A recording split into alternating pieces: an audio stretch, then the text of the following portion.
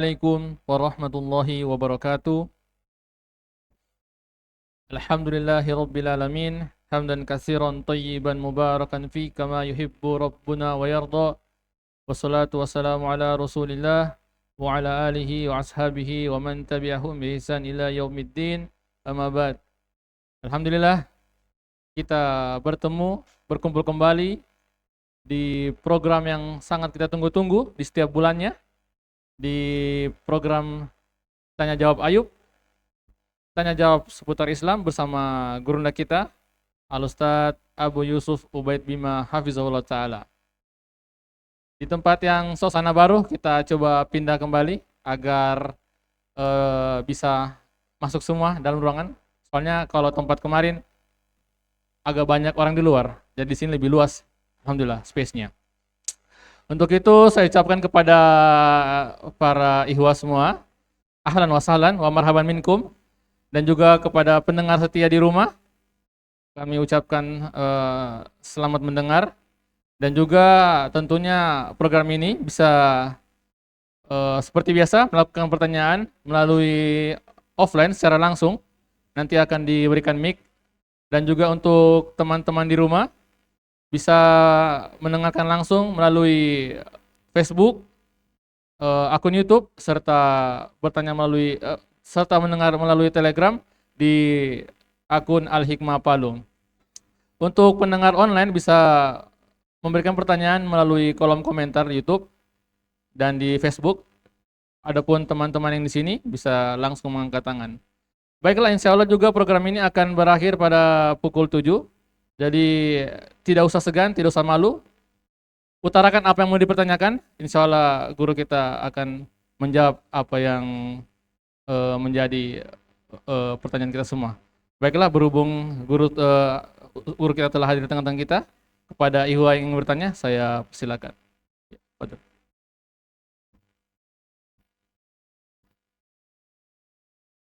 Tes, Bismillah. Izin bertanya Ustadz, apakah boleh kita menggunakan nama usaha dengan nama syar'i, misalnya toko Hijrah Syar'i, Hanif Syar'i, atau Bank Syar'i? Demikian. Bismillahirrahmanirrahim. Alhamdulillahirrahmanirrahim. Wassalatu wassalamu ala rasulillah wa ala alihi wa ashabihi wa man tabi'ahum bi ihsan ila yaumiddin. Amma ba'd. Tentunya kita di dalam penyandaran itu kan bukan hanya sekedar penyandaran. Ketika kita bilang asyar'i itu namanya penisbatan. Kita menyandarkan tokoh kita itu kepada hal yang syar'i. Berarti iya, harus hal-hal yang di dalam syar'i, tidak boleh tidak syar'i. Makanya dihindari nama-nama yang kita tazkiyah, yang kita rekomendasikan, baru nanti tidak sesuai dengan yang dikasihkan nama, yang penyandaran itu. Iya, sebaiknya kita tulis nama tokoh saja. Nama tokoh saja, kemudian tanpa kita bilang syar'i.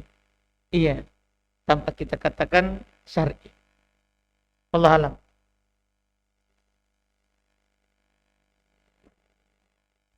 Baiklah, yang ingin bertanya. Bismillah, Ustadz, izin bertanya, bagaimana cara melambangkan hati saat ikhtiar yang kita lakukan, usaha yang kita lakukan belum sesuai dengan hasil yang kita inginkan atau yang kita harapkan? Mohon nasihatnya, Ustadz. Dalam hal ini kita tidak ada jalan yang paling bagus kecuali beriman penuh terhadap takdir. Dari Quran, hadis itu sangat banyak mengembalikan kita kepada takdir. Misalnya Nabi Shallallahu Alaihi Wasallam beliau katakan, ma asabaka lam yakun liyukhti'ak. Apa yang akan menimpamu tidak mungkin salah. Wa ma akhta'aka lam yakun liyusibak. Apa yang bukan takdirmu, tidak mungkin menimpa. Ini yang kita harus yakini. Kemudian kita harus pikirkan bahwa usaha yang kita lakukan ini hanya sebab, bukan penentu. Usaha yang kita lakukan ini hanya sebab, bukan penentu. Ada orang yang melakukan sebab, jika itu ditakdirkan oleh Allah, maka akan jadi. Tapi jika sebab itu Allah tidak jadikan sebagai sebab, maka tentunya tidak mungkin jadi. Tidak mungkin jadi. Karena Allah Subhanahu wa Ta'ala yang menciptakan kita dan menciptakan apa yang kita lakukan. Wallahu khalaqakum ma ta'malun. Allah lah yang menciptakan kalian dan apapun yang kalian lakukan. Jadi kalau Allah cipta kita ini, seperti kita ini ada, Allah ciptakan. Apa yang kita lakukan, Allah juga yang ciptakan. Kalau Allah tidak ciptakan, tidak jadi. Walaupun kita lakukan sebabnya. Walaupun kita lakukan sebabnya. Kita sebenarnya banyak contoh. Banyak contoh dalam kehidupan ini, bukan di usaha saja. Artinya, misal contoh ada orang menikah, sebab. Ada orang menikah, itu sebab. Sebab punya anak. Tapi kalau Allah tidak takdirkan dia menikah, tidak punya anak, pasti tidak punya. Walaupun dia lakukan itu sebab. Iya. Usaha juga begitu. Usaha juga begitu. Iya, makanya keimanan kepada takdir itu sebab yang melapangkan dada dalam hal ini. Kita percaya semua telah tertulis di sisi Allah. Kita percaya semua diciptakan oleh Allah. Kita percaya semua di bawah kehendak Allah. Kita percaya semua di bawah ilmunya Allah. Kalau kita tidak dapat, Allah tahu. Kita tidak cocok untuk itu. Kalau kita tidak dapat, Allah tidak inginkan untuk kita itu. Dan kalau jadi, maka tidak akan bagus. Berdasarkan ilmu yang diketahui oleh Allah Subhanahu wa Ta'ala. Karena Allah Subhanahu wa Ta'ala, ya, dalam menciptakan segala sesuatu, itu Allah tahu kalau terjadi dan kalau tidak terjadi, apa yang akan terjadi. Kalau terjadi, apa yang akan terjadi. Semua Allah tahu rinci. Sebelum terjadi dan setelah terjadi. Jadi ini hal yang paling pokok sebenarnya adalah beriman terhadap takdir. Percaya dan beriman terhadap takdir ketentuannya Allah Subhanahu wa Ta'ala. Wallahu a'lam. Ya, silakan Ami. Bismillah. Ustaz mau bertanya tentang lafaz Allah yang bayangannya ada di lantai, Ustaz. Seperti di masjid yang baru dibangun sekarang. Apakah boleh kita menginjaknya, Ustaz? Atau kita harus menghindarinya, Ustaz? Syukran. Jazakallah khair. Tentunya setiap hati mukmin itu kan ada ta'zim, ada pengagungannya kepada Allah. Ketika ada pengagungan kepada Allah, maka mereka akan memuliakan Allah dan hal-hal yang terkait dengan Allah, syariatnya. Dia akan memuliakan. Maka dia tidak mungkin ada hati yang beriman menginjak itu. Kalau dia lihat. Walaupun itu hanya bayangan, tapi karena pengagungan kepada Allah, dia tidak akan injak. Dia tidak akan menginjaknya. Maka kita juga jangan menginjaknya. Ta'ziman lillah, karena pengagungan terhadap Allah Subhanahu wa Ta'ala. Wallahu a'lam. Ya, untuk ihwa di luar, ada yang bertanya? Oh ya, silakan Ami.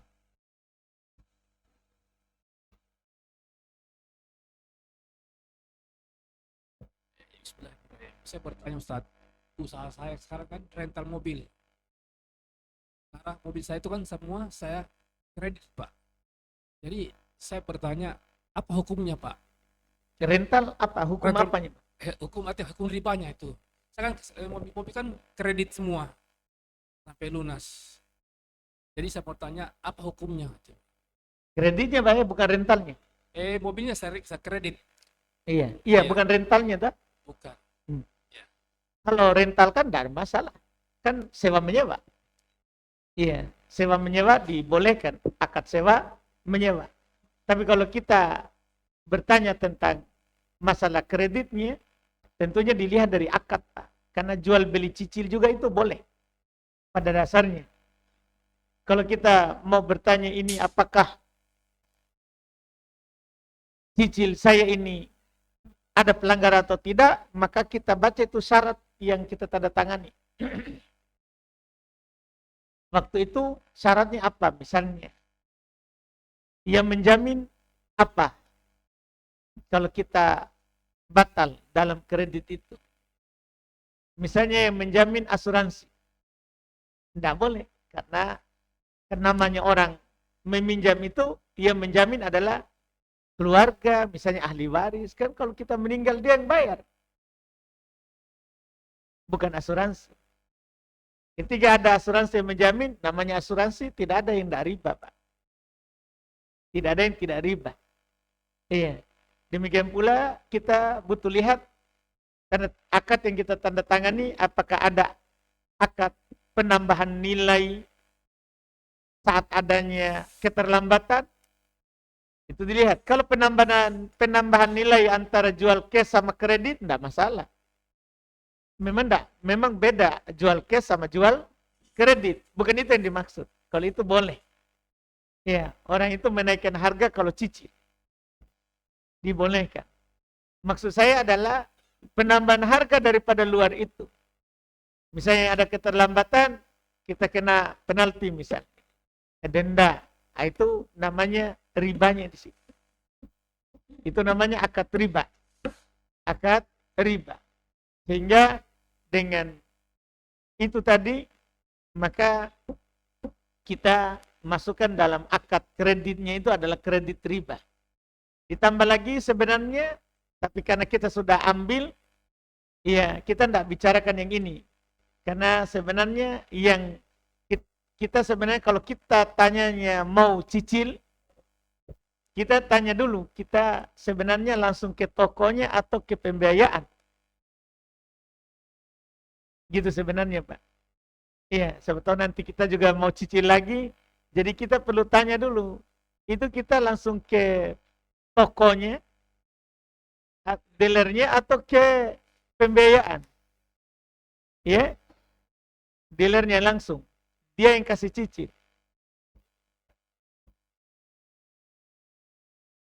Iya, pembiayaan berarti pihak ketiga. Kalau begitu kan ada lagi syarat, Pak. Syaratnya dia harus beli dulu. Baru kita kasih cicil ke kita. Kapan dia tidak beli dulu berarti dia jual yang dia tidak punya. Dari situ dia pelanggaran lagi. Syaratnya sebelum dia jual cicil sama kita, dia beli dulu ke dealer. Dia beli dulu baru dia akad sama kita. Seharusnya. Jadi pelanggarannya dia adalah dia jual yang dia tidak punya. Kalau dia tidak beli dulu.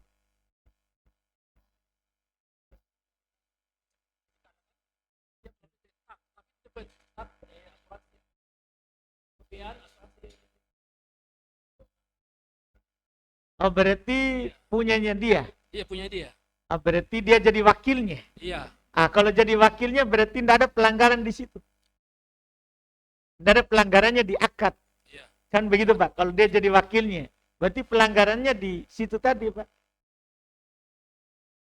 Masalah adanya biaya pihak ketiga yang menjamin berupa asuransi. Adanya penambahan dalam keterlambatan, di situ ribanya, Pak. Karena utang piutang itu, Pak, kapan ada penambahan, riba. Namanya riba qard. Cicil untuk tempo seumpama tanggal 5, saya sudah bayar duluan tanggal 4, tanggal 3. Kan dia tidak jatuh tidak melewati jatuh tempo kan? Berarti dia tidak ada anunya. Bunganya. Artinya dia punya keterlambatannya. Jadi saya selalu bayar tuh selalu tepat waktu, malah lebih cepat daripada ketentuannya, Ustaz. Baik, Pak. sebenarnya bukan itu, Pak. Kita sudah tanda tangani. Kita sepakati akad riba. Itu sebenarnya, Pak. Bukan nanti gampang. Kita nggak usah lambat. Kan begitu. Bukan itu yang dilihat, Pak. Berarti ada penghalalan tak di situ, begitu bahayanya.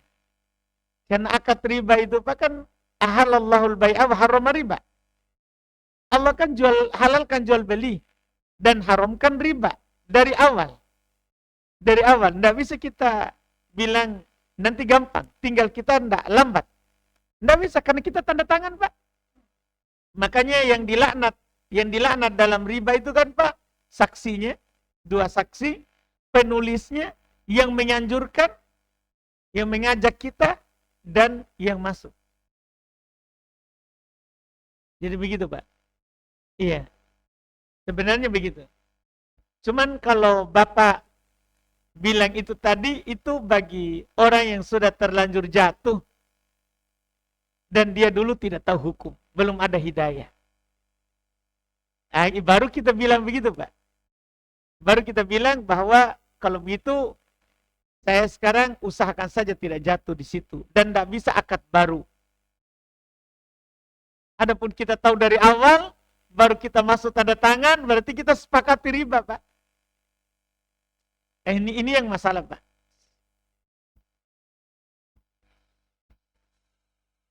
Persoalannya Ustadz, kita setiap kredit itu pasti ada perjanjiannya begitu. Iya, Pak. Sekarang saya tanya, Ki, apakah harus kita masuk? Kalau Kan kita punya pilihan, Pak. Kalau kita tidak ambil itu, Pak, saat kita bingung mau ambil di mana yang tidak melalui begitu. Nah, apakah kita akan mati, Pak, kalau tidak ambil? Tidak juga sih. Kan begitu, Pak. Jangan jadikan gini, Pak. Kita itu tidak bisa masuk dalam pelanggaran. Saya Ustadz, Pak. Saya Ustadz tidak boleh bukakan untuk kita itu. Tapi kalau masalahnya kita mau buka sendiri, yang penting saya sudah jelaskan. Iya. Jadi ini, Pak, kita tegang begini karena saya Ustadz. Iya. Kita kan pembisnis. Jadi saya Ustadz, Pak, tidak bisa saya memasukkan kita dalam sesuatu yang tidak boleh secara syariat. Jadi saya akan jelaskan sesuai hukum syar'i, masalah pertimbangan tak itu urusan tak berarti. Betul. Kan begitu, Pak? Tak? Karena Iya. kita yang memilih. Betul. Iya, karena gini, Pak. Untuk memasuk dalam riba itu, kita tidak bisa misalnya begini, Pak. Iya, harus ada, memang ada doror. Misalnya, apa bahaya tak kalau kita tidak masuk? Apakah kita mendesak masuk? Kan begitu, Pak? Tak? Jadi intinya, Pak, kan Quran jelas masalahnya. Jadi saya tidak bisa, Pak. Karena Quran bilang ahalallahul bai'a wa harrama riba. Kapan saya condong ke kita karena ada alasan tak, tidak ada yang tempat lain, agak berat itu, Pak. Karena ayatnya jelas. Jual beli halal. Ribanya ini yang masalah yang haram. Ribanya. Jadi jual beli yang kita lakukan, mau cicil, mau halal, Pak, halal. Tapi kalau ada unsur ribanya, di situ yang haram. Di situ yang haram, Pak. Wallah. Ya, untuk ikhwah di luar, ada yang bertanya? Oke. Amin, ya. Ustaz, begini, pendapatan yang kita dapatkan itu kan kita tanpa kita sadari juga kadang haram kita dapatkan, ada yang haram gitu. Apakah ada amalan-amalan khusus yang kita bisa lakukan untuk membersihkan pendapatan yang kita dapatkan dari haram itu? Bisa diulang, Pak? Kadang pendapatan yang kita dapatkan per harinya itu kadang kita tanpa kita sadari itu ada yang haram misalnya. Apakah ada amalan-amalan khusus yang bisa kita lakukan untuk membersihkan pendapatan itu? Apa yang Amalan-amalan kita bisa lakukan di gitu. awal, Pak, di awal. Saya tidak jelas. Yang kita sebutkan di awal. Iya. Kadang pendapatan yang kita dapatkan per harinya itu kadang kita tidak sadari itu ada yang haram gitu. Amalan-amalan apa yang bisa kita lakukan untuk membersihkan pendapatan itu? Kita keluarkan, Pak. Jadi kalau ada pendapatan yang halal, ada haram. Campur. Kalau kita tahu, langsung kita pisahkan. Misalnya gini, Pak. Kita simpan uang untuk menjaga uang di bank. Boleh. Untuk menjaga harta. Tapi kan ada masuk ribanya. ada masuk ribanya. Maka kan ada catatannya itu. Dalam sebulan ada nilainya. Maka nanti nilainya itu kita keluarkan. Sama dengan yang usaha-usaha lain. Ada campur, ada halal, ada haram. Kalau kita bisa pisahkan, langsung dipisahkan yang haramnya. Kita ambil yang halalnya. Gitu, Pak. Itu caranya membersihkan.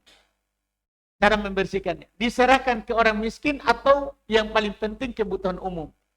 Jalan, bangun got, bangun WC umum. Begitu. Tanam pohon. Itu yang kita lakukan. Dengan niat berlepas dari yang kotor.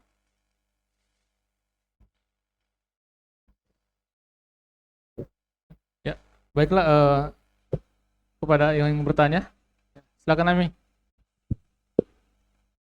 Bismillah. Mau bertanya Ustadz, bagaimana kalau kita misalkan akad utang piutang, tapi dasarnya harga emas. Jadi pada saat kita misalkan meminjam harga emas nilainya itu saat itu 1 juta, tapi pas dia mau lunasi utangnya dengan berdasarkan harga emas saat itu, pada saat pelunasan itu sudah misalkan 12 juta atau 15 juta. Bagaimana hukum hal seperti itu Ustaz? Pertanyaannya adalah, kita utang apa? Utang Emas atau rupiah? uang tapi dihitung berdasarkan nilai emas saat itu. Jadi kesepakatannya itu misalkan harga emas saat itu 2 juta per gramnya. Saya paham, Pak. Saya paham sebenarnya. Makanya saya pastikan. Pastikan. Kita ini pinjam uang atau pinjam emas? Pinjam uang. Uang, Pak. Iya. Cuman kembalinya nilai emas. Riba fadl. Dan masuk di riba nasiah. Itu akad orang sekarang mau dihaluskan. Kan seharusnya begini, Pak. Akad rentenir. Akad rentenir pinjam 1 juta kembali 1,2 misalnya. Uang. Itu akad rentenir. Sekarang dia haluskan orang, Pak. Nanti kamu haluskan. Dia bilang, kamu pinjam uang ini. Tapi kita nanti bayarnya nilai emas. Dalam artian dia sudah tahu nilai emas naik terus. Dia mau haluskan riba ini, Pak. Riba, Pak. Rentenir ini. Rentenir. Kecuali kalau mau pinjam emas betul. Pinjam emas betul. Dia beli emas.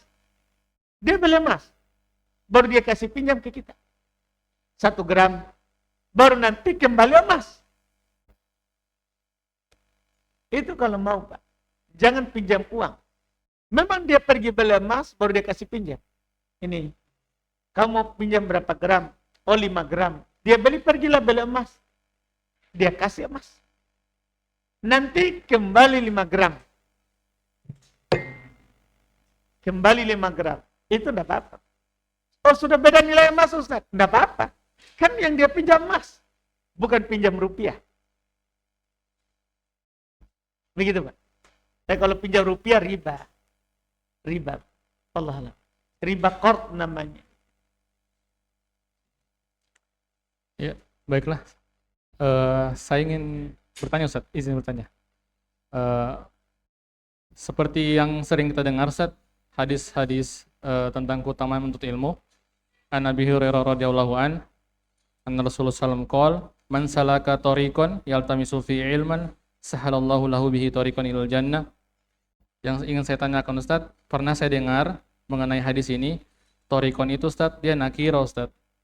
Apakah tariqan ini nakira kita dengan mencukupkan menuntut ilmu melalui WA itu termasuk jalan-jalan menuntut ilmu yang disebutkan di hadis ini, Ustaz? Apakah sama pahalanya dengan duduk langsung di majelis ilmu? Baik. Betul. Tariqan nakira. Jalan apa saja yang ditempuh, tapi kan salaka. Salakanya dulu yang kita bahas. Man salaka, siapa yang menempuh, berarti dia pergi. Nah, tariqan jalannya terserah, jalan aspal kah? Terus dia naik kuda, naik onta, itu dibilang jalannya itu. Jalan untuk belajarnya dia naik onta, naik kuda, naik mobil, naik motor, itu yang umumnya di situ. Tapi yang di situ yang dijamin adalah man salaka, yang menempuh, melakukan perjalanan. Nakiro, dekat atau jauh, yang penting dia tempuh perjalanan. Jadi yang kita pahami tadi apanya? Saya pikir jalan tempuh itu melalui medianya. Media Enggak, menuntut bukan, melalui YouTube sudah. bukan. Dia menempuh. Ada kata menempuhnya. Nah, salahkah itu kan menuju. Menempuh perjalanan dan dia. Kalau YouTube kan enggak menempuh jalan. Maksud. Nah. Baiklah, yang ingin bertanya langsung ya silakan. Boleh mikrofon.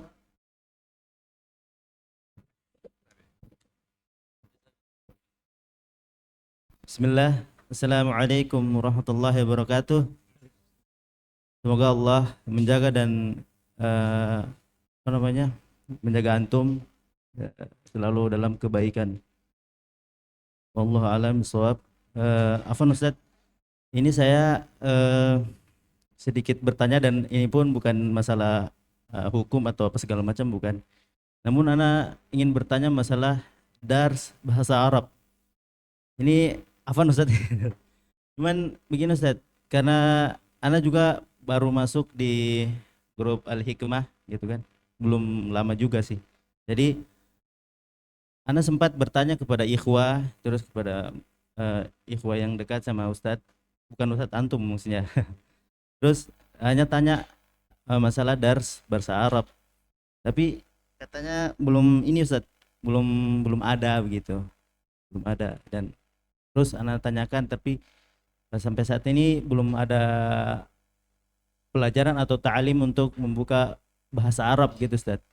Nah, karena Masya Allah, anak pengen pertama ingin mempelajari Al-Quran dan hadis seperti sesuai dengan bahasa Arab gitu kan, dipelajari begitu Ustaz. Terus anak sering juga ikut ikut channel antum.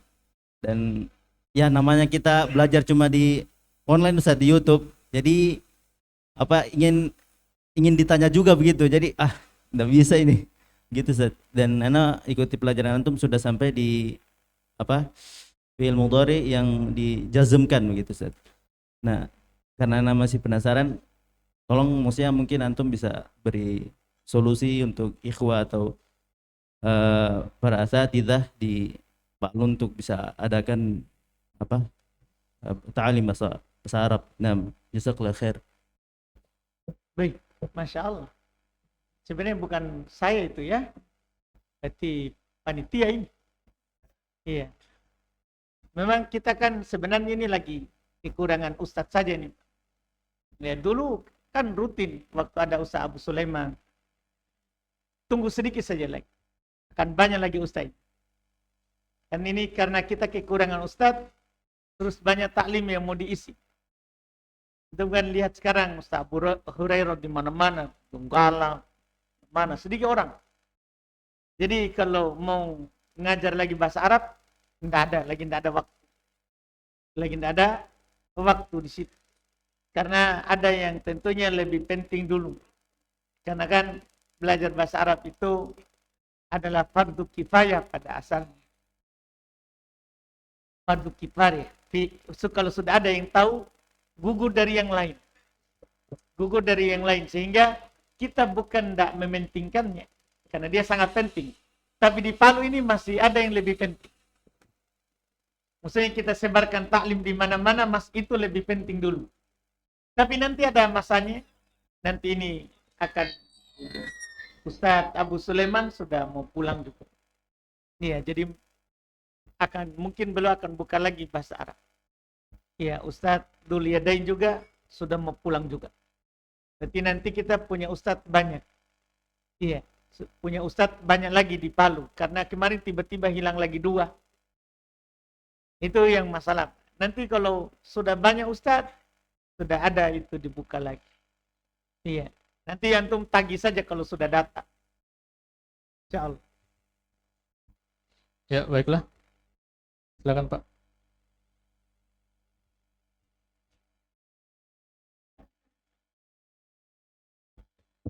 Bismillah. Ustadz, saya mau bertanya, ini berkaitan dengan penghasilan. Jadi misalkan ada yang bekerja di institusi pemerintah yang mengerjakan proyek, tapi dananya itu dari bank internasional yang pinjaman antara pemerintah dengan pemerintah, tapi hukumnya riba. Istilahnya kan loan itu pemerintah Indonesia membayar bunga kepada bank internasional itu atau bank dunia, saya katakan seperti itu. Nah, kita bekerja di institusi pemerintah yang mendapatkan pinjaman dari bank dunia antara pemerintah dengan pemerintah, tapi kita bekerja dengan proyek yang dibiayai oleh dana tersebut. Apa hukumnya pada kami yang mendapatkan gaji dari bekerja di proyek tersebut? Makasih. Halal Pak gaji itu. Jangan ke urus pemerintah yang pinjam di Bank Dunia. Terlalu jauh itu Pak. Iya, itu terlalu jauh kalau kita. Itu kan akannya pemerintah, akannya pihak lain. Selama pekerjaan tak halal, gaji tak halal. Iya, karena kan bukan kita yang akad atau kita yang akad. Oh iya, enggak masalah Pak. Iya, ya kan bukan kita yang akad Pak. Sama kalau kita kerja di, anggaplah di sini warkop. Nah, warkop, kita datang ke warkop ini. Yang punya warkop akad sama bank. Halal nggak kita minum ini kopi? Ya, halal, kita nggak perlu tanya. Ini kamu pinjam dari bank ini. Terlalu jauh kita urus dapurnya orang, Pak. Biar itu yang pembuat kopi, buat kopinya. Kita nggak usah pergi tanya. Kita minum saja yang datang. Yang penting ini kopi halal. Gitu, Pak. Jangan terlalu urus dapurnya orang. Urus saja dapur tak. Nah, sama kita, Pak. Lagi masak sini, kita pergi lagi urus dapur tetangga tak. Kau masak apa? Ya, begitu, Pak. Jangan, Pak. Selama pekerjaan tak halal, halal, Pak. Masalah uang itu dari sana, urusannya orang lain. Ya, karena hampir semua pekerjaan yang saya lakukan itu berdasarkan dari pinjaman antar pemerintah dan pemerintah. Makanya saya kadang ragu, ini halal tidak saya terima karena Enggak, halal Pak. Karena pemerintah yang pinjam, bukan kita. Ya Pak, karena pekerjaan tak halal. Selama pekerjaan tak halal, halal. Baiklah, saya ke pertanyaan online. Ustadz, apa hukumnya memasang wifi di rumah yang dimana perjanjian dengan providernya kalau qadarullah kita lambat membayar maka dikenakan denda, karena sejauh ini belum menemukan provider wifi yang tidak pakai denda. Apakah kita terjatuh ke dalam riba karena perjanjian tersebut? Itu tidak masuk. Denda PLN, denda PDAM, tidak masuk dalam riba. Itu dendanya efek jerah. Jadi denda itu ada dua Pak. Ada denda penggandaan uang, memang mereka mau memperbanyak uang. Ada denda supaya kita jerah, harus bayar. Ada model denda begitu Pak. Ada model denda begitu. Ada denda memang akad-akad riba. Ada denda tidak. Misalnya dendanya PLN itu, kalau kita tanya pemerintah, bukan untuk menggandakan uang pemerintah, tapi orang itu masyarakat bernilai itu uang 500 rupiah. Kalau ada penambahan, dia takut telat. Jadi dendanya dia denda efek jerah, Pak. Bukan denda penggandaan uang. Karena ini kan jual beli jasa, bukan pinjam meminjam. Ini jual beli jasa ini, Pak. Iya, bukan pinjam meminjam. Tidak ada dia pinjam uang. Yang denda, yang riba itu denda pinjam uang. Nah, denda pinjam uang. Kalau ini adalah dia memakai jasa, kalau dia telat bayar nanti terkait dengan banyak hal. Iya, sehingga diberikan dendanya efek jerah itu tadi. Ya, untuk Ihwa yang ingin bertanya langsung. Bismillah Ustadz, ingin bertanya Ustadz masalah ini institusi di perkantoran Ustadz. Perjalanan dinas ini Ustadz biasanya 5 hari, tapi kami singkat menjadi 3 hari. Apakah itu uang perjalanan dinas itu halal atau haram Ustadz? Syukran. Baik Pak, tergantung itu Pak sebenarnya. Apakah memang dipersyaratkan? Ini uang ini harus kamu 5 hari di sana, atau ini hanya uang ini dipakai biaya keluar untuk pekerjaanmu ini. Kalau selesai boleh kamu pulang. Tergantung begitu Pak. syaratnya harus 5 hari. Apakah begitu atau tidak, Ji? Yang penting ini biaya perjalananmu untuk pekerjaan ini. Pekerjaan ini biasa diselesaikan 5 hari, jadi biayanya 5 hari. Tapi ini bisa diselesaikan oleh kita 3 hari. Kalau itu biaya perjalanan dinas, karena pekerjaan itu terikat dengan pekerjaan. Selesai, kita pulang, halal. Tapi kalau pemerintah bilang, ini harus kamu pakai 5 hari. Kalau dia bilang begitu, harus 5 hari. Al-muslim ala syurutihim. Seorang muslim dia ada syarat. Nah, kalau harus 5 hari. Tapi kalau ada kan sebagian teman cerita ke saya, bukan masalah jumlah harinya. Tapi ini adalah kontrak penyelesaian kerjaan. Kalau bisa selesai sebelum itu, alhamdulillah, tidak ada masalah. Iya. Ya. Masih ada, Pak? Sudah? Oh, iya. Yang bertanya lagi, silakan Ami. Bismillah. Afwan Ustaz, izin bertanya terkait hadis Umar radhiyallahu anhu tentang tawakal. Law annakum tatawakkaluna 'ala Allahi haqqa tawakkulihi la razaqakum kama yarzuqut tayra tagdu khimasan wa taruhu bitonan. Minta penjelasannya Ustaz terkait hadis ini. Baik. Wah, kita mau ceramah ini. Konsep ini Ustaz, konsep tawakal dari hadis ini Ustaz, seperti apa? Baik. Iya. Jadi sebenarnya ini kan hadis pertama, anjuran bertawakal. Itu yang pertama. Bertawakal itu ibadah.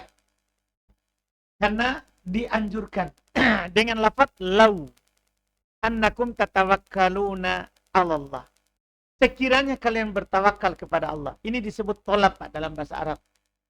Kata lau itu syartiyah, mirip ke tolab. Kita diminta untuk bertawakal. Itu yang sama dengan Nabi bilang, bertawakallah. Bertawakallah. Jadi dengan hadis ini kita dianjurkan bertawakal. Terus di hadis ini dicontohkan dengan burung. Tagdu khimaso wa taruhu bitona. Dia keluar di waktu pagi dalam keadaan perut kosong, kembali di waktu sore dalam keadaan sudah penuh. Ini tawakal yang benar. Karena tawakal yang benar adalah bersandar kepada yang di langit bersama menempuh sebab di bumi. Yaitu kita melakukan sebab, kita bekerja, hasilnya kita taruh di langit. Wa fis sama'i rizqukum. Rezeki kalian itu bukan di bumi yang menentukannya. Rezeki kalian itu fis sama, di langit yang menentukannya. Tapi kita harus tempuh sebab di bumi. Seperti burung tadi, dia tidak tunggu di sarangnya datang makanan, tapi dia keluar baru penuh dan dia datang. Jadi harus ada menempuh sebab. Harus ada menempuh sebab. Ini sudah ditanyakan dulu oleh para sahabat. Ketika takdir itu sudah ditentukan, rezeki sudah ditentukan, para sahabat bertanya, tidakkah kita bersandar saja kepada takdir kita? Dan kita duduk, saya tunggu. Iya, kalau ini kopi rezeki saya, dia akan masuk ke mulut saya. Nggak usah saya ambil dan minum. Itu pertanyaannya, karena kan sudah ditakdirkan saya akan minum. Ini kopi rezeki saya. Kata Nabi, i'malu kullun miyassarun lima khuliqalah. Lakukan sebab. Semuanya akan dimudahkan sesuai takdirnya. Jadi, saya harus angkat ini kopi. Lakukan sebab. Jika Allah takdirkan ini saya minum, pasti jadi saya kasih masuk. Tapi kalau tidak ditakdirkan, saya akan simpan. Begitu, Pak. Jadi harus dilakukan sebab. Harus dilakukan sebab. Tidak boleh hanya bertawakal baru tunggu datang rezeki. Cuman dengan bertawakal dan melakukan sebab, Allah pastikan mencukupi. Jadi kita lakukan dulu itu, bersandar kepada yang di langit, bertawakal. Lakukan sebab, maka Allah akan mencukupi kita. Jangan hanya bertawakal ke langit tanpa sebab. Itu tidak ada jamin. Iya. Wa may yatawakkal 'ala Allahi fahuwa hasbuh. Siapa yang bersandar kepada Allah, maka dia Allah akan mencukupinya. Maksudnya menyandarkan hasil. Menyandarkan hasil. Iya. Misalnya di sini tadi kita datang, Agung bilang, sini warkop semua sih. Iya, iya. Biar warkop semua. Kalau kita sandarkan hasilnya kepada Allah, kemudian kita buka warkopnya, pasti Allah akan cukupi. Tapi kalau kita hanya bersandar, nggak usah buka. Akan datang itu. Nggak usah buka. Nggak mungkin. Nggak mungkin. Kalau kita tutup ini, nggak mungkin ada orang masuk dalam sini. Nggak? Iya kan? Terus, ini kan sebab. Cuma sebab, Pak. Sebab. Cuman sebab. Apakah pasti kita dapat rezeki? Belum tentu. Ada yang masuk di sini mungkin tidak pesan warkop, tidak pesan kopi. Iya, harusnya pesan. Tapi kan rezeki, Pak, rezeki. Ini dia cuma buka pintu sebab, ya kan? Kemudian apakah pasti ada rezekinya sekian? Belum tentu pasti. Karena Allah yang menentukan itu isi perutnya itu burung tadi. Takdu khimaso wa taruhu bitona. Keluar dalam keadaan kosong, pulang dalam keadaan penuh. Apa isinya itu yang memenuhinya? Langit yang atur. Allah. Apa yang penuhi tadi? Biji apa? Berapa? Kecil atau besar? Allah mengatur. Itu disebut di burung tadi. Hadits Umar bin Khattab, riwayat Imam Ahmad, Tirmidzi dan selain. Silakan. Bismillah. Mau bertanya lagi Ustaz tentang raket nyamuk, apakah termaksud dari membunuh hewan dengan membakar, dan bagaimana konsekuensi dalam membakar hewan yang terlarang itu Ustaz? Baik. Ukurannya. Jadi yang pertama memang saya yakin kita tahu hadis itu.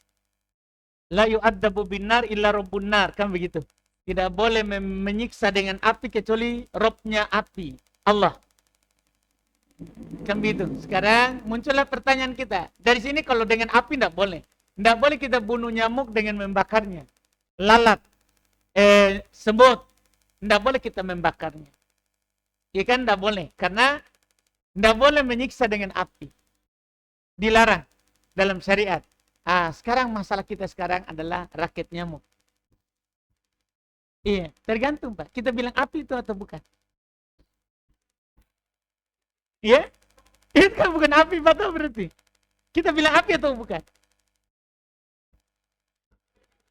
Kan kembali penamaan tak Pak? Kembali karena hakikat sesuatu itu kembali ke penamaan. Kita bilang ini, saya bakar dulu. Atau gimana kita bilang? Enggak, kan masalah terbakar itu Pak. Biar kita pakai batu terbakar toh. Itu. Biar kita pakai batu, kalau kita gosok-gosokkan terus. Kan terbakar Pak. Ini yang makanya ini raket nyamuk diperselisihkan sekarang. Diperselisihkan sebenarnya. Apakah boleh dipakai atau tidak. Karena mereka berselisih dengan ucapan Abu Hanif tadi. Jadi kan kita sudah tekankan di awal tadi. Api atau bukan. Nah, dikembangkanlah oleh Abu Hanif. Tapi kan terbakar Ustaz, di strong. Terbakar. Begitulah. Kenapa mereka berselisih? Kenapa mereka berselisih? Dilihat ini raket nyamuk, bukan api. Bukan api. Sehingga tidak masuk. Dalam menyiksa dengan api. Tapi dilihat hasilnya hangus. Api ini. Di situ Pak. Di situ letak perselisihannya. Makanya kita paling bagus tidak masuk di perselisihan. Jangan dipakai. Kan gitu Pak. Kalau ada perselisihan, jangan masuk. Supaya aman. Supaya aman. Karena kita ini ada yang berselisih. Ya. Kita tidak masuk di dalamnya lebih bagus. Daripada kita masuk di salah satu. Karena kalau kita masuk, pasti ada keraguan sedikit. Pasti ada keraguan sedikit. Maka tinggalkan yang meragukan. Jangan masuk di perselisihan. supaya lebih aman kita. Lebih aman kita. Itu di setiap perselisihan yang memang ada ihtimal, Pak. Perselisihan yang ada kemungkinan, bukan semua perselisihan. Perselisihan yang kemungkinan sini benar berdasarkan alasan yang dia sebutkan, atau di sini benar berdasarkan alasan yang dia sebutkan. Begitu, Pak. Kita tidak masuk di perselisihan. Bismillah. Ragu-ragu mundur, Pak. Jangan maju. Iya. Bismillah. Saya bertanya. Nah, ini di luar konteks pembahasan. Saya mau bertanya tentang pasar modal. Jadi jual beli lembaran saham. Ya, jadi jual belinya itu di exchange dia, pasar modal atau di bursa ya. Orang sering mengenal bursa. Jadi jual belinya lembaran saham itu di bursa, karena kita hanya menggunakan keuntungan itu pada saat price action, harga pergerakan aja. Jadi misalnya kita membeli lembaran saham itu di harga 100, kemudian kita menjualnya di harga 150 per lembarnya. Itu bagaimana tentang syariat memandang keuntungan dari dagang tersebut? Saham apa, Pak? Saham kayak contoh Alfamidi. Iya. Contoh kayak saham dari Alfamidi, contoh ya. Alfa ya? Alfamidi, Pak ya? Yakin Alfamidi. kita? Kemudian seperti saham-saham yang di bursa itu agak banyak. Jadi selain bank ya, karena di bursa juga banyak lembaran saham yang seperti konvensional bank. Jadi kita hanya pakai seperti Alfamidi, Aqua dengan ya Antam juga, Ustaz. Banyak. Kalau kita sebantam Mas Perak, Pak, enggak. Karena dipersyaratkan harus kita pegang. Iya. Soalnya di kemarin itu ada penjelasan dari Ustadz memang mengenai tentang dagang emas ya, karena harus syaratnya harus ada fisik. Iya. Itu menjadi makanya saya bilang tadi, pastikan Alfamidi kah, Aqua yang kita bilang tadi, Indofood. Kalau itu kan boleh, Pak. Tapi kalau kita pakai sahamnya dolar, beli dolar sekarang, tunggu naik jual lagi, kita tidak pernah pegang dolarnya. Atau emas, atau perak, tidak boleh, Pak. Nah, sekarang apa orang? Kripto. Kripto, Ustaz. Bitcoin, kripto. Iya, tidak boleh. Karena itu kan nilai, Pak. Nilai yang diperjualbelikan, itu tidak boleh. Tapi kalau dia barang, dan lembar perusahaannya, Pak, boleh. Jadi tidak mutlak kita bilang tidak boleh. Tergantung yang kita sahamkan apa. Wallahualam. Ya, silakan Abu Bakar. Ya, Bismillah, makasih Ustaz. Terkait kajian di Ar-Rahib kemarin, ketika ada kerabat atau teman yang meninggal, kadang-kadang pelayat datang menghibur keluarga dengan mengucapkan Allah lebih mencintai yang meninggal daripada kita. Bagaimana menanggapi hal yang seperti ini, Ustaz? Jazakallah khairan. Allah mencintai, lebih mencintai ya orang yang meninggal.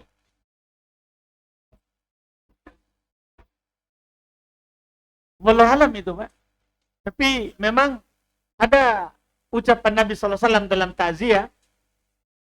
Ada ucapan Nabi dalam ta'ziyah, lillahi ma'akoda, lillahi ma'ato, wa lillahi ma'akoda. Wa indahu, ya, wa kulla syai'in indahu bi ajalin musamma. Milik Allah apa yang dia ambil, milik Allah apa yang dia beri, milik Allah apa yang dia ambil. Dan di sisinya segala sesuatu sudah ada penentuannya. Ada ajalnya. Wallahualam yang tadi itu Allah, apa tadi? Allah lebih mencintai. Kalau memang orang itu dicintai oleh Allah, ahli ta'ah, bisa mungkin. Wa antum syuhada'ullahi fil ard. Kalian kan adalah saksi Allah di muka bumi. Saksi Allah di muka bumi. Iya, seperti sahabat lewat mayat. Mereka sebutkan ini orang baik-baik, ini disebutkan kebaikan. Nabi bilang wajibat. Nabi benarkan. Wajib. Lewat lagi disebutkan keburukannya. Sama, ini wajib. Begitu. Kalau lebih mencintai ya. Wallahu alam itu.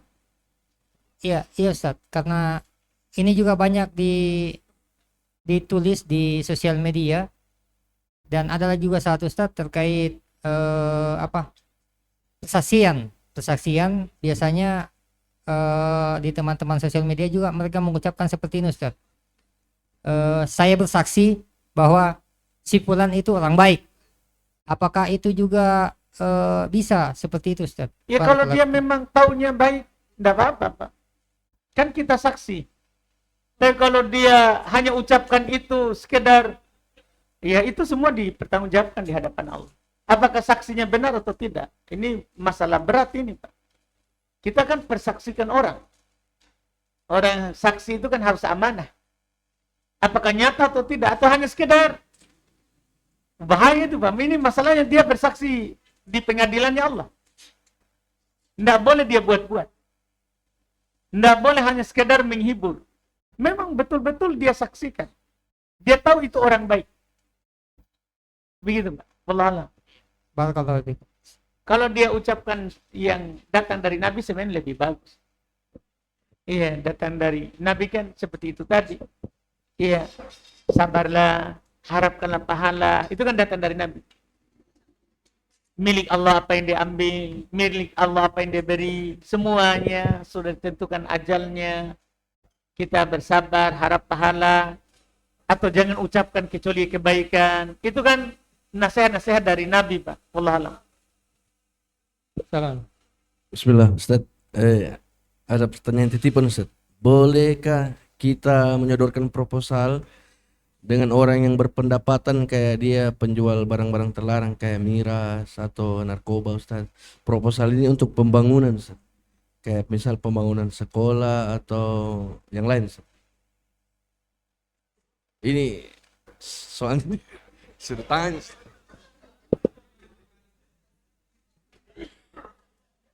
Apakah Ustaz samakah hukumnya dengan bunga uang? Yang bunganya uang di bank, Ustaz. Iya, bunganya uang di bank kan boleh untuk bangun sekolah. Boleh untuk apa itu? Bangun jalan, sumur.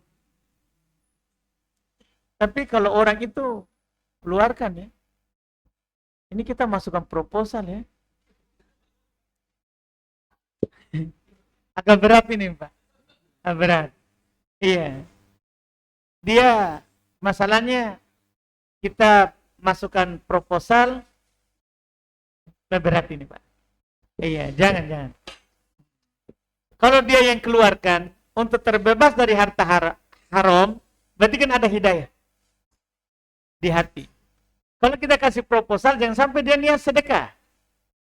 Kan beda niat itu, Pak. Kalau harta kotor, beda niatnya. Kalau harta bersih, niatnya orang sedekah. Kalau harta kotor, niatnya berlepas dari harta kotor. Tapi pahalanya juga sama dengan sedekah. Cuman niatnya beda. Harus dia berniat dengan berlepas harta kotor. Nah, kalau kita isi proposal, tak bunyinya apa? Sedekah pembangunan. Promosi secara lisan juga, Ustaz. Kayak misal dengan orang yang ini tuh, dia punya penghasilan yang tadi itu. Sampaikan ya di sana ada butuh ini, pembangunan ini. Tapi kita tahu penghasilannya dia dari itu.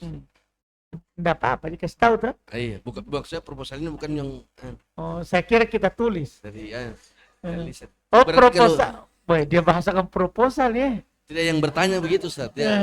Ngeri. Saya kira tadi itu ditulis, diantar ke sana. Ternyata lisan ini kita kasih tahu orang.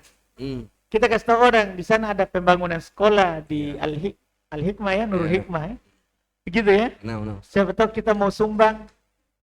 Enggak apa-apa. Bismillah. Ditulis tau dibilang sedekah, minta sedekah. Ini kan kadang nanti dia akan keluarkan dengan niat sedekah. Ini masalahnya. Kalau kita proposalkan biasa tertulis infak, sedekah, akhirnya orang keluarkan niatnya sedekah. Padahal ini harta kotor. Harta kotor niatnya apa? Bukan sedekah. Makanya kalau kita sampaikan, iya uang riba, uang sedekah, kan supaya juga kita nanti ini sedekah atau uang kotor. Kan ke sedekah boleh ke masjid, diarahkan. Iya, kalau uang kotor kan tidak boleh ke masjid. Situ Pak. Sampaikan saja. Bismillah. Bisa. Walaupun kita tahu ya dia, tapi ini jual narkoba, ngeri sekali contohnya. Ngeri. Iya, ngeri contohnya. Ngeri linknya, Ustaz. Iya, ngeri link. linknya. Narkoba. Ngeri link nih ini. Bahaya sekali. Iya. Siapa sebenarnya antum ini ya? Alhamdulillah. Oke. Ya, silakan Ami. Bismillah, Ustadz. Bicara tentang doa, kita tahu kan ada beberapa waktu mustajab untuk berdoa. Bagaimana kalau waktu itu tepat bersamaan? Misalnya kita lagi safar di hari Jumat, di bulan puasa Ramadan, dan turun hujan. Apakah doanya itu langsung terkabul begitu, Ustadz? Ya, Masya Allah. Mohon penjelasannya, Ustadz. Semua doa apa terkabul? Iya, terkabul. Cuman terkabulnya itu kata Nabi 3 bentuknya. Jangan sampai nanti kita menghapus. Katanya ini mustajabah. Kok enggak dikasih? Enggak. Bentuk pengabulannya itu 3. Pertama, dikasih seperti yang kita minta. Kedua, bentuk pengabulan itu kita dihindarkan yang lebih berbahaya daripada yang kita minta. Jadi itu yang orang tidak rasakan. Sebenarnya dia berdoa minta mobil, tapi dikasih motor. Dan dia dihindarkan dari kecelakaan mobil. Kalau dia beli mobil sudah jatuh. Di jurang misalnya, itu dihindarkan. Iya. Yeah. Atau bentuk pengabulannya itu diberi yang lebih baik daripada yang dia minta. Yang lebih selamat. Kan kadang ini kita minta, kadang enggak kasih koid. Kan kadang kita minta cuman bilang, ya Allah, berilah saya istri yang cantik dan kaya raya misalnya. Dia cuma bilang begitu. Dia enggak bilang yang taat kepada Allah dan taat pada suami. Kan kadang begitu. Akhirnya dia diberikan istri ternyata tidak kaya raya. Tidak juga cantik sekali. Dia diberikan yang taat. Itu namanya diberikan yang lebih baik, yang lebih cocok untuknya. Begitu Pak. Jadi kadang begitu. Yang ketiga, dan ini yang harus kita pahami, kadang itu doa yang kita pernah minta, disimpan untuk kita di akhirat. Saat kita membutuhkannya di situ dikasih. Itu dalam hadits Nabi, Pak. 3 bentuk pengabulan doa. Jadi jangan sampai kita bilang, saya setelah berdoa tapi belum dikabulkan. Enggak. Allah pasti kabulkan. Apalagi di waktu mustajabah. Kan ada janji khusus. Umum, kita berdoa pasti dikabulkan. Dan di waktu mustajabah, janji khusus. Kita berdoa dipastikan dikabulkan lagi dengan penekanan. Dengan penekanan. Tapi harus kita, tidak boleh kita bilang, saya telah berdoa tapi belum dikabulkan. Tidak boleh. Karena bentuk pengabulannya itu ada 3. Itu Pak. Wallahualam. Ya, silakan. Antum bertanya. Mik.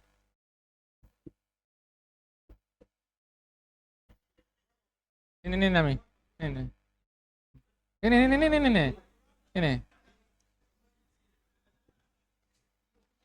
Cek, bismillah. Afwan, izin bertanya.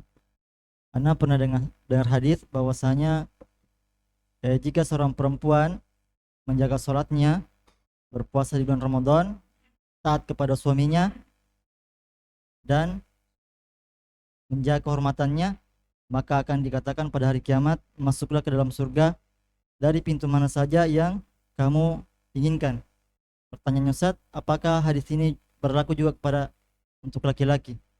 Nah,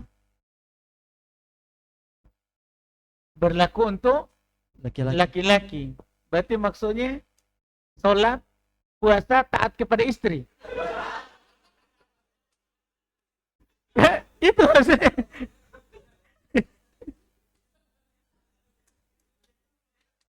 Ya, iya, jomblo tetap kayaknya persiapan. Iya, persiapan untuk taat sama istri, Pak. Iya, jadi maksudnya kan gini, Pak. Ini kan hadis kadang itu tidak ada mafhum mukhalafah, tidak bisa dipahami kebalikan. Ini keutamaan untuk perempuan. Keutamaan untuk perempuan, karena perempuan itu kan yang dipimpin, bukan pemimpin. Bukan pemimpin. Keutamaan dia adalah taat kepada pemimpinnya, yaitu suaminya. Maka seorang kalau dia pasangkan taat Allah, taat kepada suami, masuk surga di pintu mana saja yang dia mau. Iya, pintu mana saja yang dia mau. Kalau suami, enggak. Suami itu adalah ketika dia dalam kepemimpinannya dengan penuh nasihat kepada yang dia pimpin, masuk surga. Beda dia pintunya. Beda dia jalurnya. Iya, kalau istri taat Allah, taat suami. Kalau suami taat Allah dan tanggung jawab terhadap yang dia pimpin. Karena seorang suami yang diberikan kepemimpinan kemudian dia tidak menasihati yang dia pimpin, kalau ada kesalahan, dia tidak cium bau surga. Berarti pemahamannya adalah kalau dia taat kepada Allah dan tanggung jawab terhadap kepemimpinannya, masuk surga. Dia akan masuk surga. Jadi jalurnya beda. Nah, Pak Agus ini, Agus Abdurrahman. Satunya Agung. Ustaz, kalau begitu adakah amalan yang bisa menyerupai amalan tadi, Ustaz? Jangan menyakiti istri. Kalau dia sudah taat kepada Allah, taat kepada suami, jangan dikasakiti.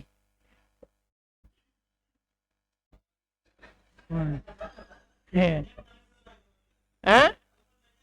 Iya, jangan kawin dua. Kan itu menyakiti istri. Betul.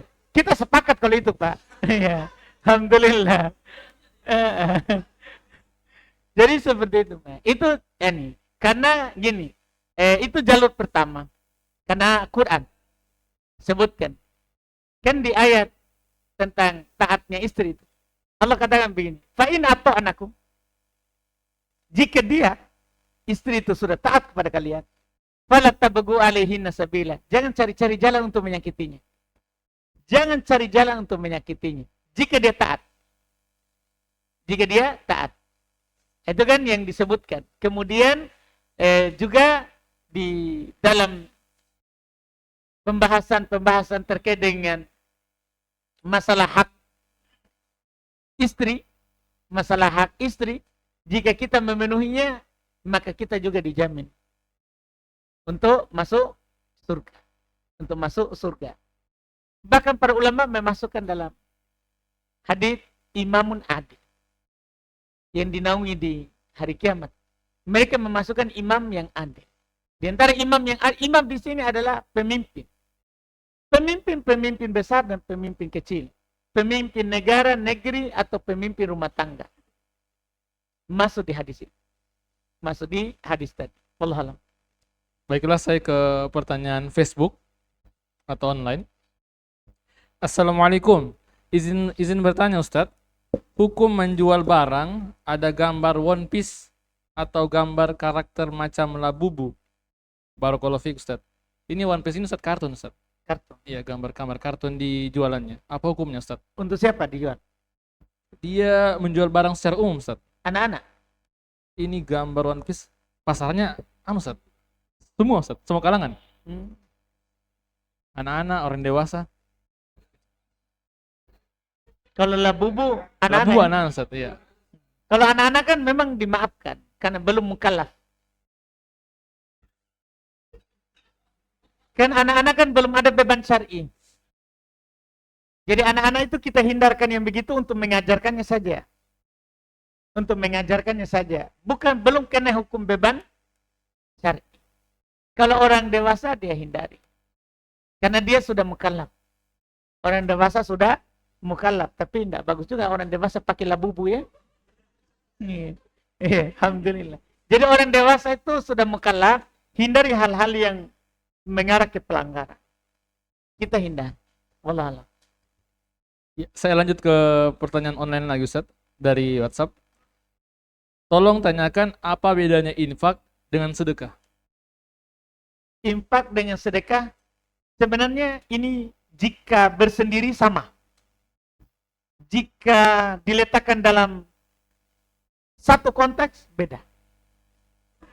Mungkin kita paham ini. Jadi ada dalam bahasa Arab itu jika disendirikan sama dengan fakir miskin.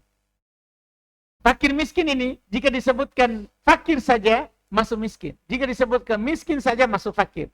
Tapi kalau digandengkan dalam satu teks ayat, maka miskin beda dengan fakir. Seperti ayat tentang sedekah. Innamas shadaqatu lil fuqara'i wal masakin. Berarti fakir miskin beda. Fakir adalah yang punya penghasilan tidak cukup. Miskin adalah yang punya penghasilan sesuai dengan kebutuhannya. Itu sudah masuk miskin. Nah, sama dengan infak sedekah. Kadang ini kata infak sedekah datang berdampingan maka beda.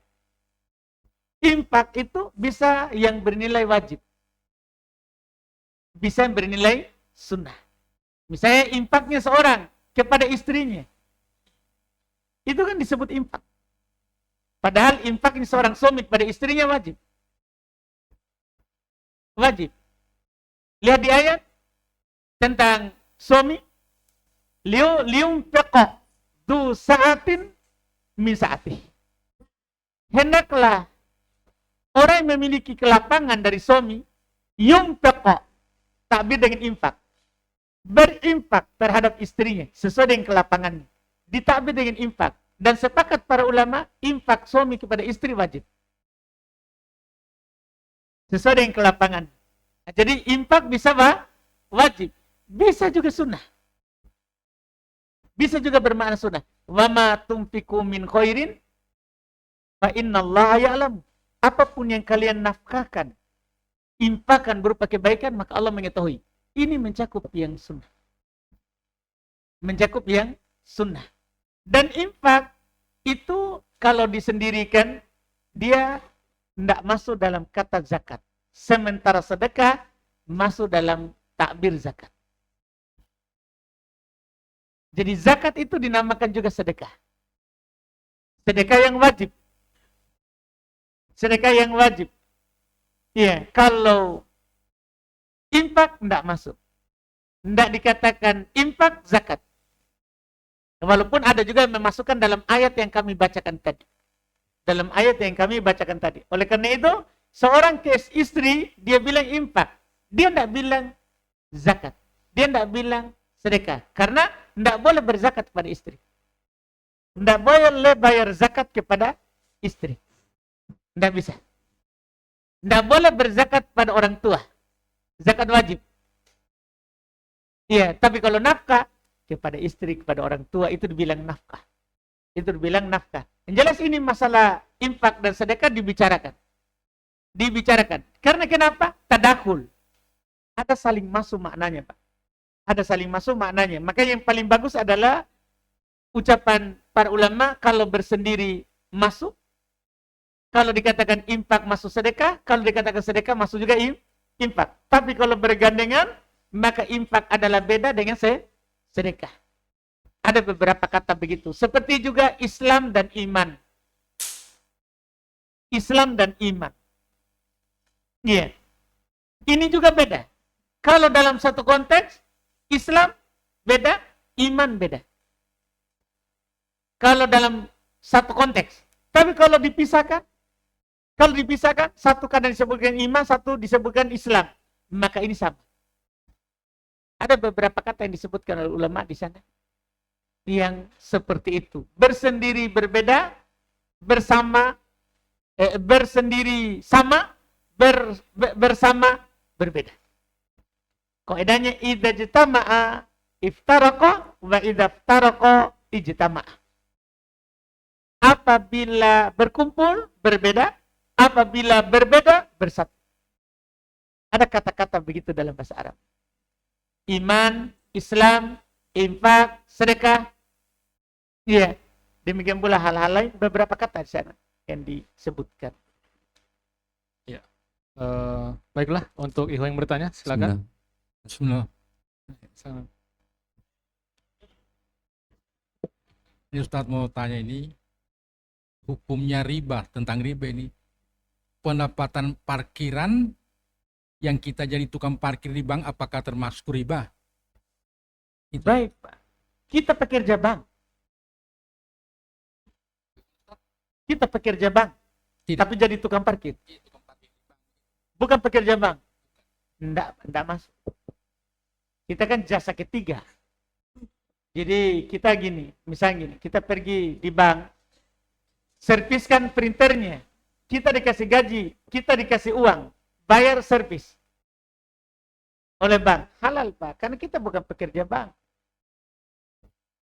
Kita mungkin pahamin.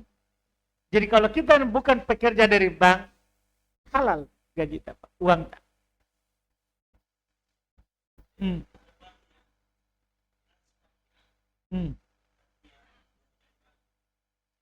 Ya itu masalah. Berarti kan dia bekerja.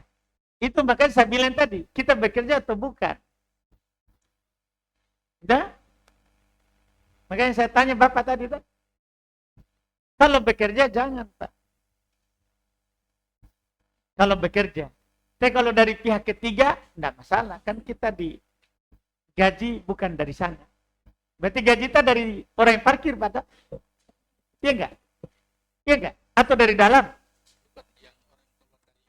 Oh iya, berarti kan nasabah. Silakan, Ami. Bismillah, Ustaz.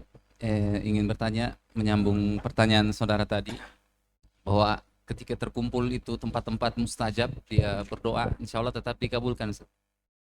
Seperti yang kita jelaskan tadi.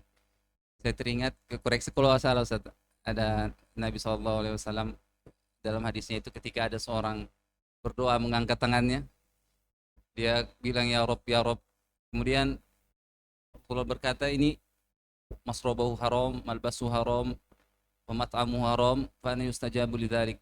Dia punya semua haram, makanannya, minumannya haram, pakaiannya haram. Gimana mau dikabulkan? Apakah ini saat terkumpul di tempat mustajab betul dia berdoa tetap dikabulkan doanya, atau memang betul-betul tertahan karena ada sebab-sebab ini, Ustaz? Baik, dikabulkan, Pak, tapi kan dengan syarat tidak ada penghalang. Ini yang kita sebutkan, ini penghalang terkabulnya doa. Nah, ini pembahasannya. Tadi kan cuma bertanya, ini kalau kita berdoa di tempat mustajabah, pasti dikabulkan? Pasti. Kemudian sekarang adalah, sebenarnya Bapak hanya mendatangkan penghalang. Jadi doa itu memang pasti dikabulkan, kecuali ada penghalangnya. Di antara penghalangnya adalah, itulah tadi yang kita sebutkan. Makanan dari yang haram, minuman dari yang haram, begitu, pakaian dari yang haram, maka bagaimana dikabulkan? Itu namanya penghalang dari doa itu. Penghalang dari doa dikabulkan. Silakan Abu Ghazi. Bismillah, Ustaz. Kemarin sempat Ustadz sampaikan bahwa kebenaran itu tidak disandarkan pada pendapat mayoritas. Nah, beberapa kasus yang diperselisihkan itu sering disampaikan bahwa ini pendapat jumhur, ini pendapat sedikit ulama. Nah, seperti apa kita memposisikan pendapat-pendapat jumhur itu, Ustadz? Jadi yang dimaksud itu, Pak, tanpa dalil. Yang tanpa dalil. Kalau jumhur yang dimaksud dia pakai dalil, ya kan kita ikut itu. Kita ikut dalil, Pak. Maksud ucapan itu kemarin itu tanpa dalil. Bahwa kebenaran itu diukur dengan dalil, bukan dengan mayoritas. Kalau ada mayoritas berpendapat, tapi ada dalil dipegang oleh Imam Syafi'i saja. Misalnya gini, Pak. Masalah orang yang dapat ruku dengan imam masbuk ini. Masbuk. Jadi ada orang masbuk datang, imam sedang ruku. Kita tahu mayoritas tidak dapat. Karena tidak ada sholat bagi orang yang tidak baca Al-Fatihah. Mayoritas ulama fikih, Pak. Imam Syafi'i menyelisihinya. Imam Syafi'i bilang dapat. Khusus orang yang dapat imam sedang ruku, dapat 1 rakaat. Imam Syafi'i, dia selisih mayoritas. Sekarang kita tinggal lihat, apakah Imam Syafi'i punya dalil? Begitu. Ini kita berbicara dalil kali ini. Ternyata Imam Syafi'i punya dalil. Hadits Bukhari dari Abu Bakr. Dia datang, Nabi sedang ruku. Dia ikut ruku dan dia tidak tambah 1 rakaat. Menunjukkan dia dapat. Bahkan dia lari dari pintu. Karena dapatnya ruku dapat. Karena tidak mungkin dia lari dari pintu kalau kan biasanya kalau tidak dapat kita akan melambat. Kan kalau dapat ruku kan tidak dapat. Tanggung, tetap tidak dapat. Jadi kita akan melambat. Tapi ini sahabat lari dari pintu, bahkan dia ruku di pintu sambil ruku dia jalan. Menunjukkan bahwa sahabat itu dapat ruku, dapat 1 rakaat. Itu dalil Imam Syafi'i. Kita kuatkan Imam Syafi'i karena punya dalil. Padahal menyelisih mayoritas. Ini itu yang dimaksud. Kemarin itu mayoritas, kita bilang mayoritas tanpa dalil. Anda? Karena kita bilang adalah ukur pendapat dengan dalil, bukan dengan mayoritas. Di lembaga-lembaga yang terkait dengan negara seperti peradilan agama, kemudian syariah nasional, itu mereka merujuk ke yang mereka sebut kompilasi Islam. Hukum kompilasi Islam. Mohon penjelasan ini Ustaz. Seperti apa itu yang dimaksud hukum kompilasi Islam? Apa itu kompilasi? Kompilasi hukum Islam. Seperti kalau di pengadilan agama rujukannya ke sana gitu Ustaz. Itu kompilasi. Bagaimana kita mensikapi itu seperti apa? Karena kompilasi mau dulu Pak. Apa itu kompilasi?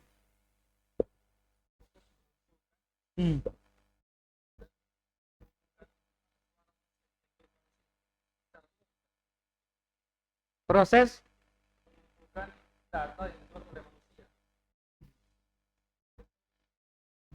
jadi kompilasi hukum Islam itu yang pernah saya tanyakan itu mengambil dari semua rujukan yang ada Ustadz. Tidak hanya dari madhab 4. Iya. Tidak masalah kalau dia diambil dari rujukan madhab 4. Adapun semua manusia tidak Pak. Kalau semua manusia tidak. Karena kan kita akan ambil dari mujtahid al-kafir. Mujtahid yang non-muslim. Tidak boleh Pak. Dan kalau hukum Islam, walaupun non-muslimnya cerdas, tidak bisa kita ambil pendapat. Jadi makanya tergantung apa maksudnya. Kalau itu maksudnya adalah dia ambil dari mayoritas, tidak apa-apa Pak. Kan sebagai hukum itu kan gini Pak. Kalau disepakati memang tidak boleh kita selisih. Kan begitu Pak. Tidak boleh menyelisih kesepakatan ulama Islam. Tapi ada masalah kadang diperselisihkan. Tidak apa-apa kita mengambil pendapat mayoritas. Tidak apa-apa. Iya, walaupun kita tahu ada yang menyelisihinya. Kita ambil pendapat mayoritas. Dengan syarat bukan karena hawa nafsu. Karena kadang juga orang tidak ambil pendapat mayoritas, dia ambil pendapat lemah karena hawa nafsu. Seperti kadang orang menikah tanpa wali. Itu kan tidak ada yang berpendapat dari imam madhab 4. Kecuali ada pendapat yang ganjil dari orang-orang Hanafiyah. Orang ambil itu pendapat. Katanya kompilasi. Itu masalahnya saya Pak. Katanya kompilasi. Kompilasi mengambil hukum mayoritas. Kok kita ambil hukum hanya satu?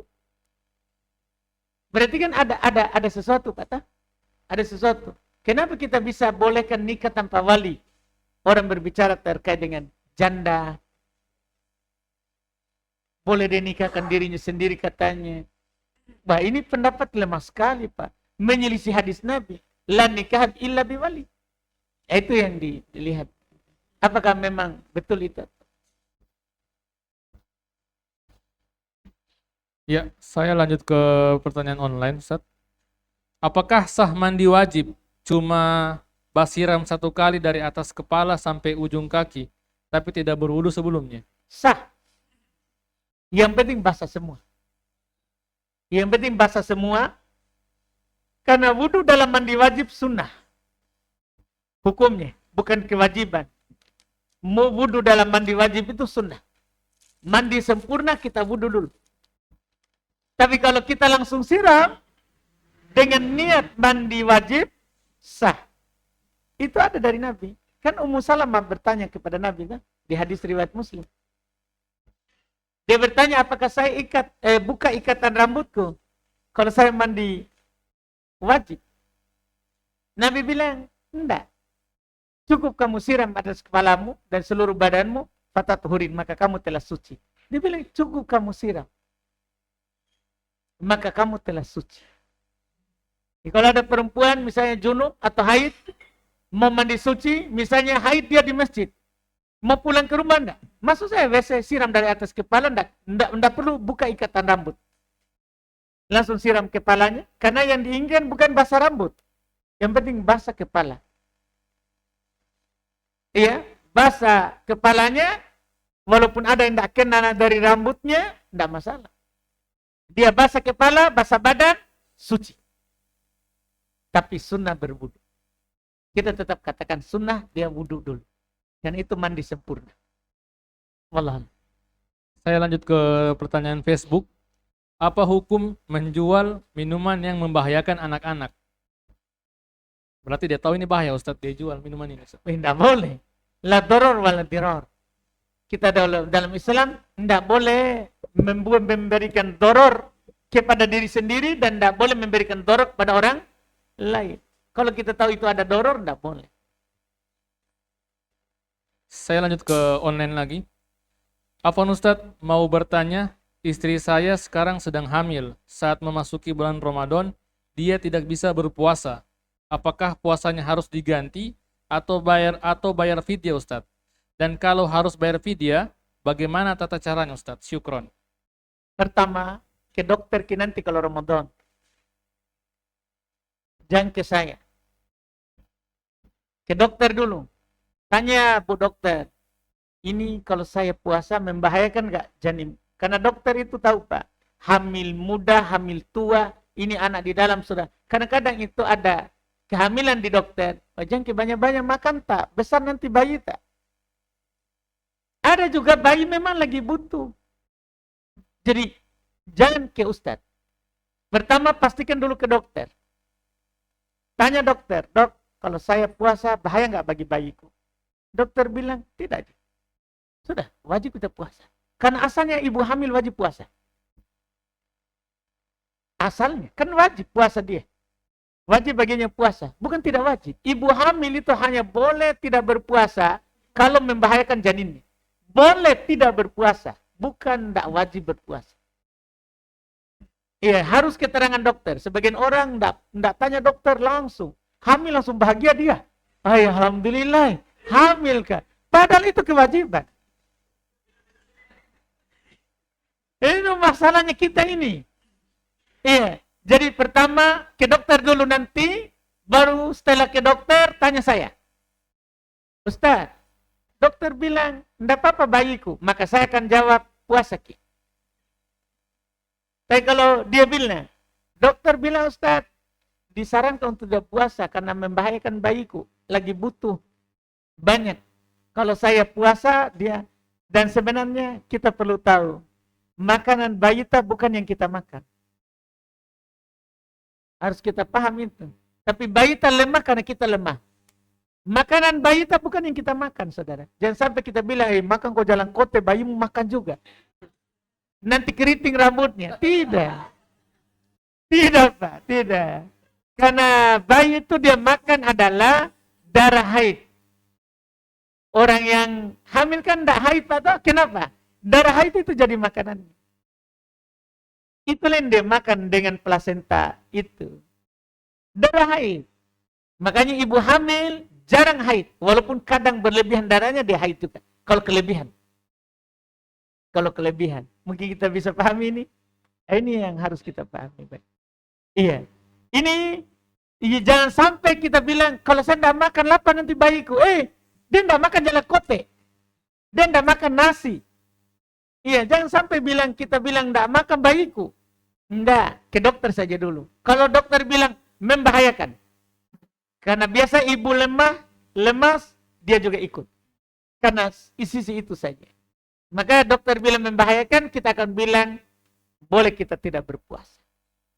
Setelah itu fidyah atau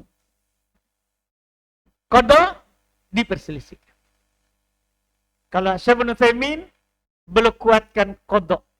Karena kan wajib puasa. Sebenarnya dia ini sama dengan orang sakit. Ibu hamil itu kan kalau membahayakan bayinya atau membahayakan dirinya berarti dia sakit atau tidak? Kan sakit. Kalau sama orang sakit apa? Qada atau fidyah? Sepakat qada. Tidak ada silang pendapat di kalangan para ulama. Itu yang disebutkan terkait dengan hukumnya. Dan perempuan juga kalau kita bilang qada, dia puasa. Sebenarnya kalau kita bilang fidyah, dia bahagia, kan gampang tinggal suruh suamiku beli nasi. Tapi kalau kita bilang qada, saya sudah praktek, Pak. Saya punya pendapat qada. Istri saya tidak pernah tidak berpuasa. Sudah 5 kali hamil. Tidak pernah dia tidak puasa. Saya sudah buktikan itu, Pak. Karena saya punya pendapat qada. Kalau tidak puasa qada kok. Terbebani dia tuh 30 hari. 5 kali hamil, tidak pernah tidak puasa. Iya, karena memang pendapat yang kuat qada, bukan fidyah. Walaupun di sana ada yang pendapat fidyah, cuman kalau Syekh Ibnu Utsaimin tidak kuat. Karena gini kan memang secara kajian memang dia mirip dengan orang sakit. Mirip dengan orang sakit. Kecuali hamil dan menyusuinya berturut-turut. Nah, ini juga mirip dengan orang sakit. Tapi orang sakit yang berkepanjangan, sakit yang tidak diharapkan sembuhnya. Ini kan qada, fidyah, Pak. Tidak qada. Sama juga, ibu hamil yang hamil terus dan menyusui terus. Misalnya gini, tahun ini datang puasa, hamil. Dokter bilang, tidak boleh puasa. Tahun depan lagi menyusui. Dokter bilang, ini berpengaruh ini. Kan air susu. Air susu dari makanan yang dia makan. Ini otomatis berpengaruh. Dokter bilang, jangan kamu, kalau belum ada makanan apa-apa ya syaratnya. Dia makanannya hanya air susu. Kalau dia makan bubur juga, puasa. Sebagian orang anaknya sudah makan bubur, dia masih bilang, susui Kak. Tidak begitu orang. Ya ini kalau hanya makanannya air susu, akan menyebabkan membahayakan ini bayi, itu boleh tidak berpuasa. Boleh tidak berpuasa. Ini kalau terus-menerus begitu, berkepanjangan 2 tahun, 3 tahun, 4 tahun, 5 tahun, akan bertumpuk, itu baru fidyah. Karena mirip dengan orang yang sakit tidak diharapkan kesembuhannya. Begitu rinciannya. Adapun tahun ini hamil, menyusui, kemudian nanti lama lagi baru hamil, diatur kehamilannya, dia qada. Dia qada, tidak fidyah. Karena mirip dengan orang sakit. Sekali lagi, mirip dengan orang sakit. Wallahualam. Baiklah, kita ke pertanyaan terakhir. Mengingat waktu sudah menunjukkan pukul 7:02. Saya ke pertanyaan online, Ustaz. Bagaimana hukumnya suaminya menganggap kalau uang istri itu adalah uangnya? Jadi istrinya ini punya usaha sendiri. Sementara uang suami tidak pernah diketahui istri, kecuali hanya dikasih uang belanja. Wah, ngeri juga ini ya. Biasanya yang pernah saya dengar, uang suami, uangnya istri. Tapi ini, uangnya istri adalah uangnya suami. Enggak, salah itu. Uangnya istri ya uangnya. Kan istri tidak wajib nafkahi suami. Sebaliknya yang wajib. Suami wajib menafkahi istri walaupun istrinya mampu. Jadi walaupun istrinya punya penghasilan, tetap wajib dia kasih nafkah. Iya. Dan uangnya istri kalau dia punya penghasilan, bukan uangnya suami. Tapi istri boleh bersedekah untuk suami. Boleh. Istri boleh bersedekah kepada suaminya. Dibolehkan Pak Dzulkifli. Misalnya kalau istri tak punya uang, boleh kita bilang sedekah dulu. Boleh. Alhamdulillah. Didengar di sama istri tadi? Dengar ya? Oh iya, insya Allah ya. Alhamdulillah. Kalau begini dia kasih dengar. Kalau masalah poligami dia kasih mati jaringannya. Alhamdulillah. Kacau papa ya. Alhamdulillah. Baiklah, dengan pertanyaan online tadi tanda berakhirnya program tanya jawab Ayub. Dan insya Allah jangan lewatkan pada pukul 10 nanti ada kajian berikutnya hadis Arba'in An-Nawawi di SDIT Luqmanul Hakim di Jalan Keramik. Adapun ihwa yang masih penasaran bisa bertanya langsung kepada Ustadz. Untuk itu saya tutup program ini dengan doa kafaratul majelis. Subhanakallahumma wa bihamdik asyhadu an la ilaha illa anta astaghfiruka wa atubu ilaik. Wassalamualaikum warahmatullahi wabarakatuh.